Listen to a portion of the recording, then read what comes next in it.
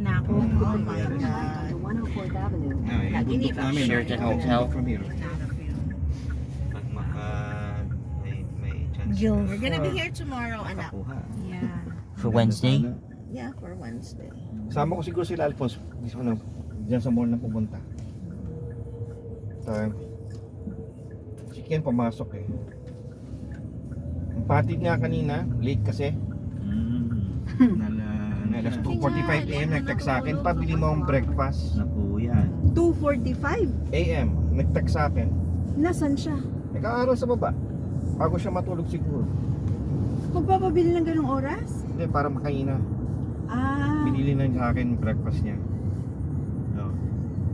Ano, June 2, 2:46 AM. Bacon scrambled egg box, Tim Horton please in the morning. Uber?